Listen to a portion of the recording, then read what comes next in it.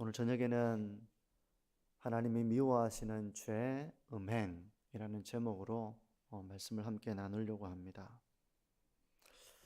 먼저 우리가 오늘날 사회를 한번 생각해 보면 점점점 성적으로 개방되어져 가는 그런 사회가 되고 있습니다. 과거에는 부끄럽게 여겼던 일이라면 지금은 많이 개방적이고 이런 사회가 되다 보니까 일반적인 문화 형식으로 그냥 수용되어지는 그런 사회가 되어가는 것 같습니다. 성에 대한 이런 생각들이 훨씬 더 관대해져 가고 있는 거예요.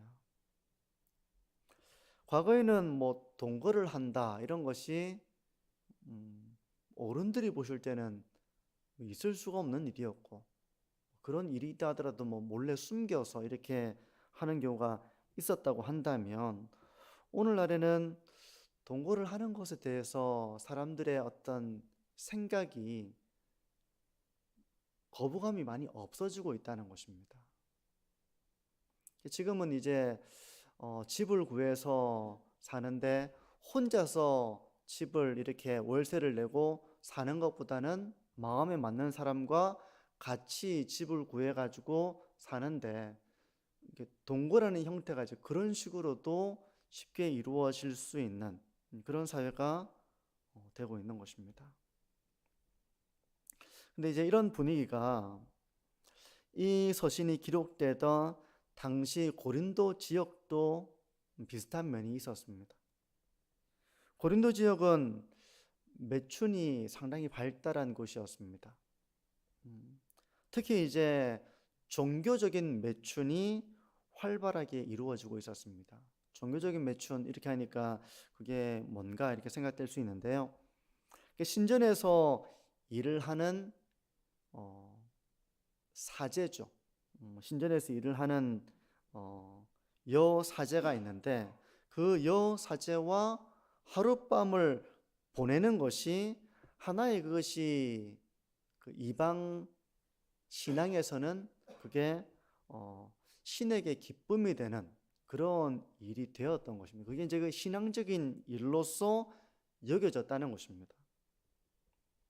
지금 우리로서는 이해하기 쉽지 않지만, 당시에는 그런 매춘, 성적인 행위 이런 것이 종교적인 삶의 일부로 받아들여지던 이 고린도 지역의 현실이 그러했다는 것입니다. 근데 이제 고린도 지역이 이제 이렇다 보니까 이런 사회적인 분위기에 교회가 영향을 받겠습니까? 받지 않겠습니까? 당연히 받죠. 그러니까 이런 사회적인 분위기 속에 있다 보니까 교회의 이런 분위기가 침투해 들어오는 것입니다. 그러니까 신자들도 음행을 대수롭게 여기지 않는 그런 분위기가 팽배해지게 된 것입니다. 오늘 본문에서 이제 음행에 대한 부분들을 사도 바울이 이렇게 정지하고 이런 이야기를 해야 했던 배경에는 당시 고린도 지역의 이런 문란함들, 그리고 그런 문란함들이 교회 가운데에도 침투를 해서 별로 그것을 심각하게 받아들이고 있지 못한 그런 교회 현실, 이런 분위기가 배경에 있었다는 거예요. 이제 교회 안으로 침투해 오는 이런 성에 대한 관대한 생각들, 왜곡된 생각들, 잘못된 생각들, 별로 그렇게 심각한 큰 잘못이라고 여기지 않는 이런 부분들, 여기에 대해서 이제 사도는 그에 대해서 분명하게 이야기를 하는데요. 9절을 보십시오. 9절과 10절을 같이 보십시오. 불의한 자가 하나님의 나라를 유업으로 받지 못할 줄을 알지 못하느냐? 미혹을 받지 말라. 음행하는 자나 우상 숭배하는 자나 간음하는 자나 탐색하는 자나 남색하는 자나 도적이나 탐욕을 부리는 자나 술 취하는 자나 모욕하는 자나 속여 빼앗는 자들은 하나님의 나라를 유업으로 받지 못하리라. 하나님 나라의 유업을 받지 못하는 여러 가지 죄들이 이제 열거가 되고 있습니다. 시대 분위기가 이런 죄들을 대수롭지 않게 여기려고 하고 또 그 정도는 괜찮다라고 하는 이런 가르침들이 교회 가운데 침투해 오고 있었기 때문에 사도는 미혹을 받지 말라라고 먼저 이야기를 하고 있는 것입니다. 왜냐하면 이것이 충분히 미혹을 받아가지고 괜찮다, 이 정도는 뭐 큰 잘못이 아니다, 뭐 세상을 봐라, 이렇게 이제 미혹을 받을 수 있기 때문에 사도는 미혹을 받지 말라 하면서 하나님 나라를 유업으로 받지 못하는 이런 죄에 대해서 열거를 하는데요. 대부분의 죄가 바로 성적인 죄와 관련이 있습니다. 물론 이제 성적인 죄와 구별되는 죄들도 있지만 오늘 본문이 전반적으로 9장에 있는 마지막 부분까지가 이런 음행, 음란, 성적인 죄와 관련되어 있기 때문에 이제 이 부분을 중심으로 좀 생각을 해보려고 하는데요. 여기서 이제 음행이라고 하는 것은 음행하는 자나, 9절에 보면 제일 먼저 음행하는 자나 나오는데, 음행은 일반적으로 성적인 죄를 가리킵니다. 음행, 성적인 죄를 아주 포괄적으로 말을 하고 있습니다. 우상 숭배는 우상에게 이제 우상을 숭배하는 거잖아요. 우상을 만들어 놓고 숭배하는 것인데, 이것도 당시에는 성적인 죄와 깊이 관련되어 있었습니다. 왜냐하면 이방 신전에서 이루어지는 이런 행위들이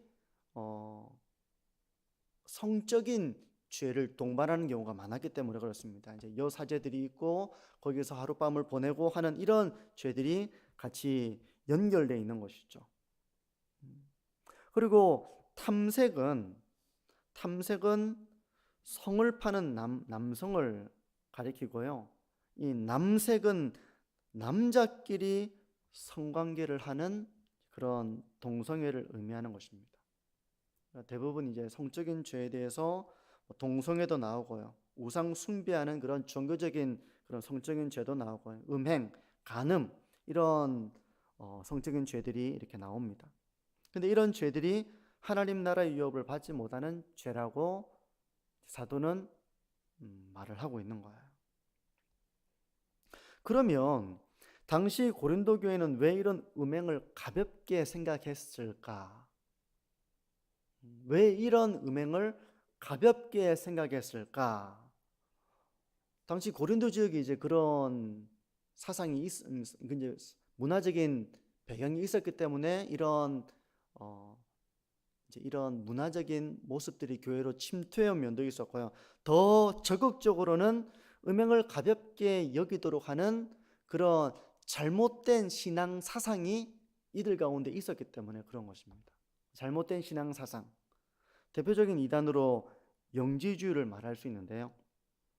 영지주의는 영과 육체를 구분하고 영은 거룩한데 육체는 악하다는 사상입니다. 그래서 이걸 이원론이라고도 합니다. 영과 육체를 구분해 놓고 영은 신령하고 육체는 악하고 영에 비해서 떨어지고, 이런 식으로 구분을 해서 어떤 정신적인 활동, 종교적인 활동, 이런 것은 상당히 영적인 데 비해서 육체적인 활동, 이런 것들은 상대적으로 영적이지 못하다고 생각을 했던 거예요.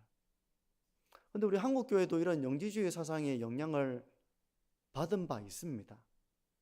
교회 와서 이렇게 봉사하는 것은 신령한 것, 직장 생활은 신령하지 못한 것, 성경 읽는 것은 영적인 것, 집안 청소하는 것은 수리하는 것은 영적이지 못한 것, 어떤 이렇게 구분을 지어놓고 종교적인 것은 영적이지만 우리의 일반 영역에서 이루어지는 활동들은 영적이지 않다고 여기는 이런 것들, 이게 이제 이원론적인 사상이거든요.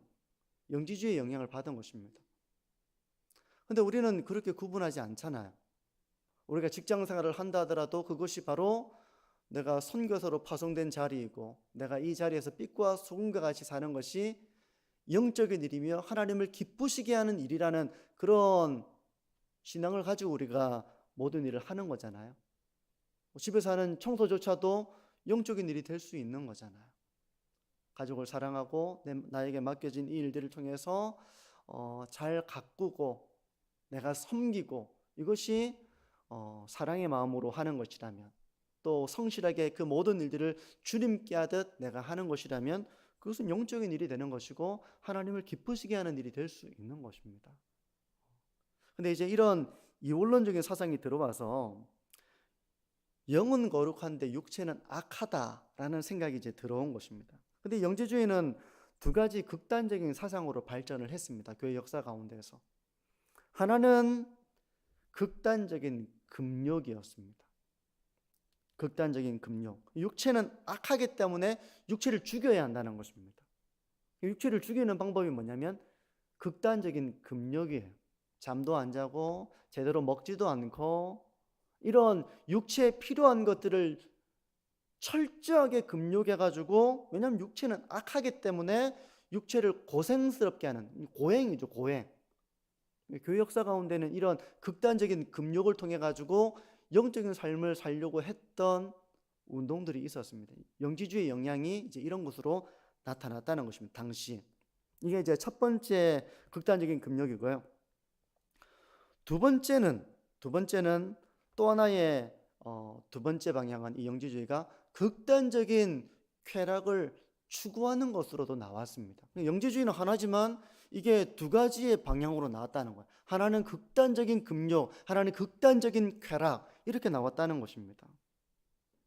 왜 극단적인 쾌락을 추구하는 것으로 나왔는가 하면, 영지주의에 의하면 정말 중요한 것은 영적인 삶이기 때문에, 영적인 삶이 중요하기 때문에 육체의 행위는 영적인 삶에 영향을 주지 못한다고 생각을 한 거예요.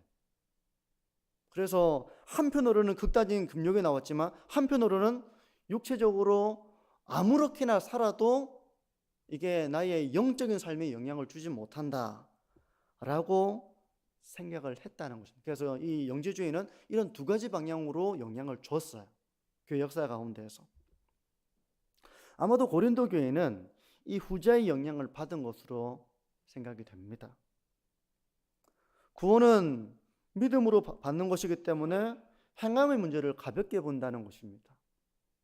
행함의 문제를 가볍게 보고 행함으로는 뭐 어떻게 하든 구원은 믿음으로 받는 거니까, 행함으로 받는 것이 아니니까 행함의 문제를 아주 가볍게 취급하는 그 극단으로 가다 보면 죄를 짓는 것에 대해서 별로 그것이 나의 구원과 무관한 일로 여기는 이런 이제 일로 나타날 수 있다는 것입니다. 우리가 이제 신앙생활 하는 분들 중에도 그런 분들이 간혹 있을 수 있을 거예요. 믿음으로 구원받는 거니까 행위는 아무렇게나 해도 이게 나의 구원과 관계가 없고, 뭐 죄를 짓든 말든 믿음으로 구원받으니까 해서 행함의 문제를 성경적으로 이해하는 것이 아니라 믿음으로 구원받는 거 아니냐? 행함은 뭐 아무렇게나 해도 이게 믿음과 관련이 없다고 여기는 이런 사람들이 있을 수 있겠죠. 교회 가운데서도. 믿음으로 구원받으니까 행함은 뭐 죄를 짓고 이렇게 해도 뭐 그게 믿음에 영향을 주지는 않는다. 어떻게 누가 완벽하게 사는 사람이 어디 있냐? 이렇게 하면서 행함의 문제를 아주 가볍게 취급하는 것처럼 영지주의의 영향을 받은 사람들이 바로 그와 같이 몸으로하는 이런 행함의 문제를 가볍게 취급하고 그렇게 쾌락을 추구하는 것을 이렇게 해왔다는 것입니다. 근데 그것은 성경적인 생각이 아니라는 것을 사도는 말을 하고 있습니다. 물론 여기에 대해서 우리가 더 깊은 설교를 하자면 믿음과 행함의 관계를 우리가 더 깊이 이야기를 해야 되겠지만, 일단 여기서는 13절을 보십시오. 음식은 배를 위하여 있고 배는 음식을 위하여 있으나 하나님은 이것저것을 다 배하시리라. 몸은 음란을 위하여 있지 않고 오직 주를 위하여 있으며 주는 몸을 위하여 계시느니라.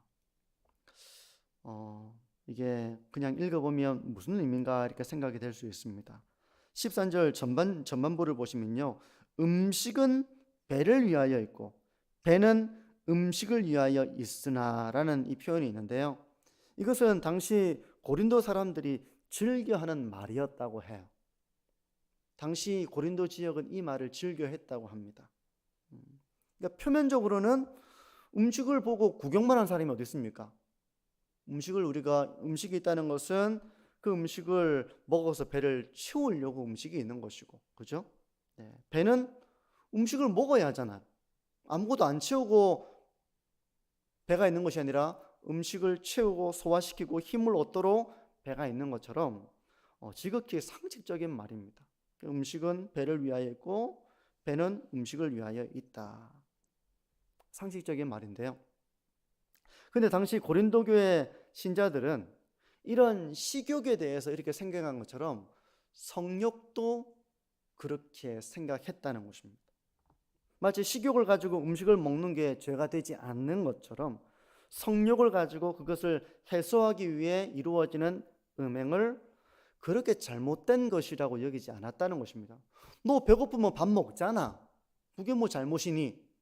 성욕을 느끼니까 그 성욕으로 그 음행을 하는 것이 그게 뭐가 그렇게 큰 잘못인가? 라고 하는 이런 생각을 가지고 있었다는 것입니다. 또 영지주의 사상에 빠져가지고 경건에 영향을 주는 것은 영적인 것이지 육체적인 것이라고 생각했다. 이렇게 생각했던 것들도 잘못이라고 사도는 말하고 있는 것입니다. 13절 후반부에 있는 것처럼요. 몸은 음란을 위하여 있지 않고 오직 주를 위하여 있으며 주는 몸을 위하여 계시느니라. 교회는 성도들의 연합이잖아요. 교회는 그리스도의 몸입니다. 그러니 각 성도들의 몸은 그리스도의 몸이고 그리스도의 지체입니다. 때문에 우리의 몸으로 음행을 하는 것은 주님의 몸을 더럽히는 일이 된다는 것입니다. 그래서 15절은 이렇게 말씀하는데 너희 몸이 그리스도의 지체인 줄을 알지 못하느냐? 내가 그리스도의 지체를 가지고 창녀의 지체를 만들겠느냐? 결코 그럴 수 없느니라. 이렇게 말씀하고 있고요. 19절과 20절도 한번 보시겠습니까? 너희 몸은 너희가 하나님께로부터 받은 바 너희 가운데 계신 성령의 전인 줄을 알지 못하느냐? 너희는 너희 자신의 것이 아니라 값으로 산 것이 되었으니 그런즉 너희 몸으로 하나님께 영광을 돌리라.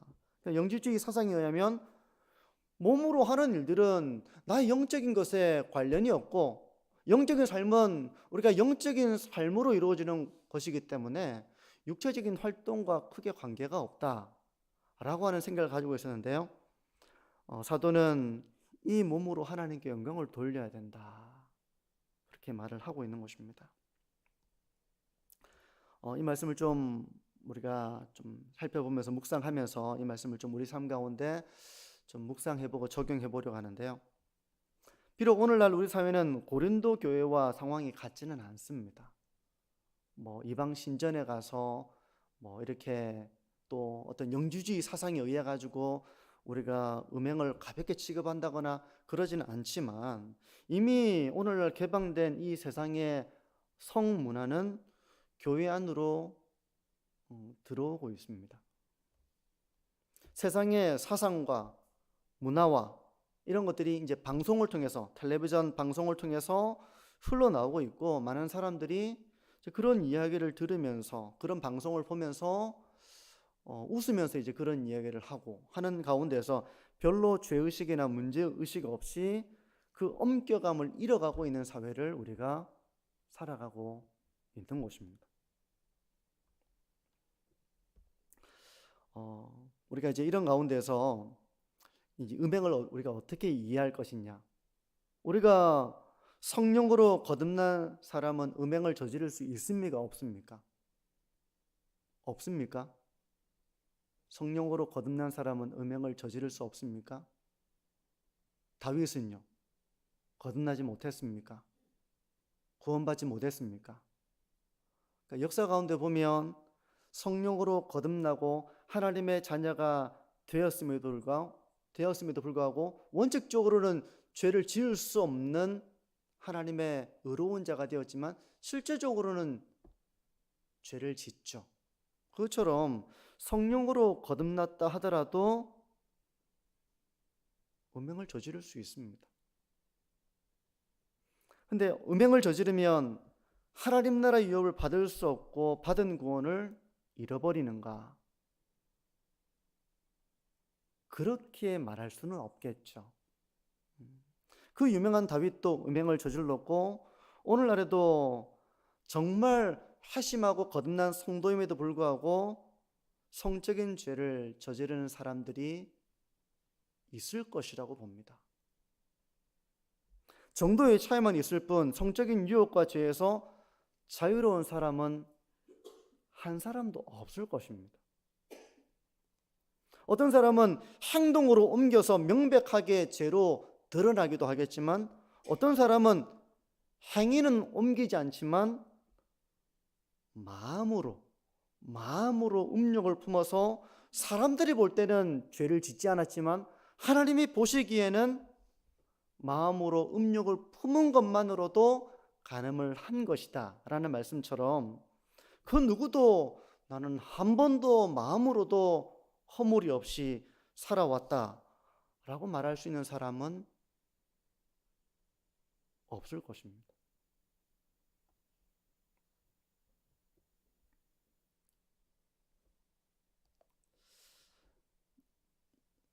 예전에 제가 대구의 한 큰 교회에서 사역을 하다가 서울로 간 한 이제 사역자가 서울의 공공장소에서 휴대폰으로 이제 다른 사람의 이런 몸을 촬영하다가 적발이 돼서 뉴스에 나온 적이 있었습니다. 제가 대구 지역에 있으면서 누군지 알아요. 뉴스에 나와서 제가 깜짝 놀랐던 적이 있었거든요. 제가 이 이야기를 하는 이유는 사역자도 이런 지경에 빠질 수 있다면 사역자가 아닌 사람도 얼마든지 빠질 수 있겠죠. 그만큼 성적인 유혹이 강하다는 것을 말하는 것입니다. 강하다는 거예요. 누구도 이 유혹에서 자유로울 수 없다는 것을 보여주는 것입니다. 혹시 이 자리에 계신 분들 중에 나는 이제 그런 거 다 초월했습니다. 저는 이제 그런 유혹 받아도 조금도 흔들리지 않습니다. 제 나이가 얼만데 제가 신앙생활을 얼마나 많이 했는데 매일 내가 성경을 읽는데 혹시 그렇게 생각하시는 분이 계십니까? 아무도 자유롭지 못합니다.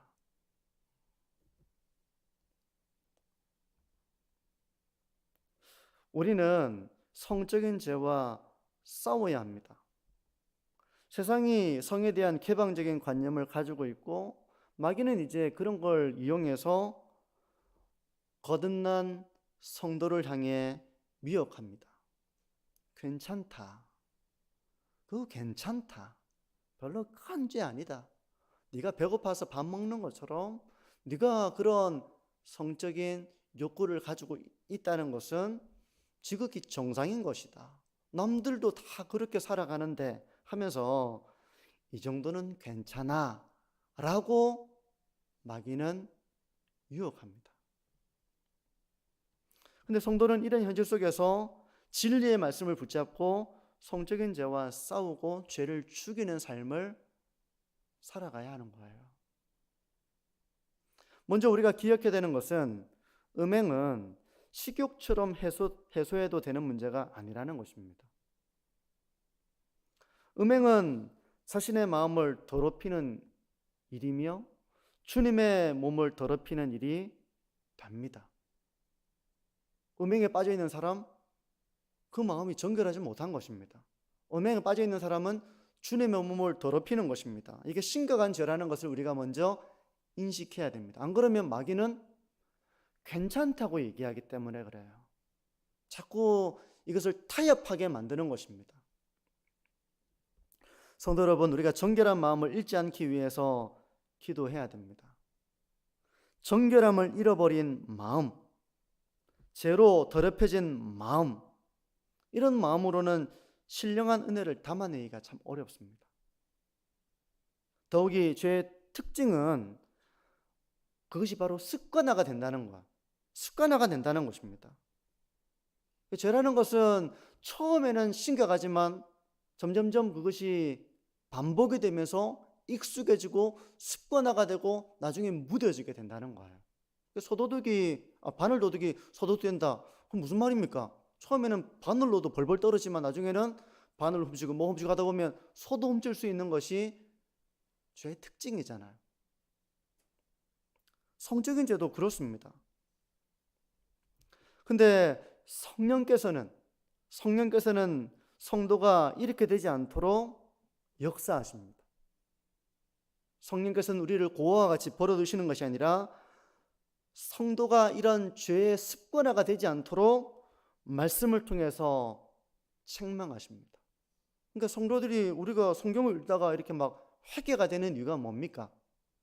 성경을 읽는데 이 말씀이 어느 순간 내 가운데서 나를 돌아보게 하는 것입니다. 나는 신앙생활 잘한다고 생각했어요. 신앙생활 잘한다고 생각했는데 내가 신앙생활을 잘 못하고 있었다는 것을 깨닫게 하시면서 책망하시는 것입니다. 그래서 회개하게 하시는 거예요. 회개는 성령께서 우리에게 주시는 마음입니다. 나 스스로가 회개하는 것이 아니라 성령의 역사예요. 회개는. 이런 성령의 역사가 만약에 없다면, 그래서 말씀으로 인한 책망을 받지도 않고, 그래서 회개하지도 않고 죄의 습관화에 빠져버리고 음란한 생활을 지속하고 점점점 내면이 굳어가고 한다면 그 사람은 성령이 내주하는 사람이라고 말할 수 있겠습니까? 어렵겠습니까? 어렵죠. 왜냐하면 성령이 그 안에 있는 사람은 죄의 습관화의 삶을 살아가면서도 그걸 아무렇지 않게 여기지 못한다는 것입니다. 부모가 없으면 아이가 지 맘대로 살아가도 아무도 뭐라 안 하니까 뭐 될 수 있겠죠. 부모가 있으면 부모가 가만두지 않잖아요. 꾸짖기도 하고 뭐 책망하기도 하고 깨닫게 하기도 하고 벌을 주기도 하고, 그렇기 때문에 이 부모의 돌봄과 지도를 받는 아이는 자기 마음대로 계속 그런 삶을 지속할 수가 없는 것입니다. 마찬가지로 성령이 내주하는 사람은 바로 이런 성령의 역사하심 가운데, 은혜 가운데서 돌이키게 되는 것이죠. 만약에 이런 성령의 역사하심이 없고 내주하심이 없어서 음란한 생활을 지속한다면 그런 사람은 하나님 나라의 유업을 받을 수 없을 것입니다. 구원받지 못하기 때문에 그런 거예요. 성도 여러분, 모든 죄가 그렇지만 음행은 구원의 즐거움을 잃어버리게 만듭니다. 다윗도 그가 밧세바와 간음을 한 이후에 구원의 즐거움을 회복시켜 달라고 바울은 기도했잖아요. 구원의 즐거움을 잃어버리게 만듭니다. 음행이라고 하는 것은 하나님의 은혜를 잃어버리게 만듭니다. 우리의 마음을 더럽히게 만드는 것입니다. 회개하지 않고 돌이키지 않고 그 죄를 미워하지 않으면 그 사람은 마음이 아주 추악한 그런 상태가 되는 것입니다. 그리고 주님의 몸을 더럽히는 죄가 되는 것입니다. 근데 죄라는 것이 항상 그 순간의 달콤함을 약속하잖아요. 내가 이 상황을 모면하기 위해서 이렇게 말을 하면, 속이면 모든 문제가 해결될 거야 라고 하는 이런 달콤한 유혹을 빠지는 것입니다. 성적인 죄도 그런 것입니다. 순간의 즐거움을 약속하고 그거 괜찮다라고 이런 유혹이 있습니다. 근데 하나님의 사람은 어떻습니까? 성령이 내주하는 사람은 어떻습니까? 그 순간의 즐거움을 맛보기 위해서 그 죄에 빠지는 순간 후회하게 되는 거예요. 후회하고 마는 것입니다. 그러므로 이런 우리가 후회에 빠지지 않도록, 우리가 음행에 빠지지 않도록 하나님의 은혜를 구하고 성령의 충만한 삶을 살아가야 하는 것입니다. 우리 공동체가 이 죄에 빠지지 않도록 우리는 기도해야 됩니다. 이런 성의 문제, 이거를 바울이 이 고린도 교회에 이렇게 서신으로 써서 보낼 때 우리는 이런 문제 이미 다 초월했습니다. 뭐 우리한테는 이런 얘기 할 필요가 없습니다. 그게 아니라 이미 바울은 다 알고 있잖아요. 우리 역시도 이런 문제에서 자유롭지 못합니다. 그러므로 나는 괜찮은 것으로 끝나는 것이 아니라 우리의 공동체를 위해서 우리가 기도해야 됩니다. 우리가 이런 죄가 우리 안에 없다고 단정하기보다는 우리의 연약함을 헤아리면서 이 죄가 우리 가운데 뿌리 내리지 못하도록 우리가 이 죄를 물리칠 수 있도록 은혜를 구해야 됩니다. 성도 여러분, 우리 자녀들은 전혀 이렇지 않을 거야. 우리 목장의 성도님들은 전혀 이거 관계없어. 다 초월했을 거야. 뭐 우리 직분자 누구누구는 이런 죄 전혀 관계없을 거야. 다 초월했고 신령하게 살아갈 거야. 우리가 그렇게 생각하기보다는 우리 모두가 연약하다는 것을 기억해야 됩니다. 그래서 우리는 우리가 이 죄와 싸울 뿐만 아니라 이것을 두고 기도해야 하는 것입니다. 그리고 이런 죄의 유혹을 이기는 가장 강력한 방법은 바로 성령의 충만함을 힘입는 것입니다. 성도 여러분, 하나님께서 미워하시는 죄, 음행, 이것이 우리에게 강력한 유혹으로 다가오는 현실입니다. 우리가 성령의 충만함으로써 신령한 것을 사모하고 죄를 미워하고 그 은혜의 기쁨을 맛보면서 살아가는, 죄를 미워하는 자의 삶을 살아가시는 저와 우리 모든 성도님들이 되시기를 바랍니다. 기도하겠습니다.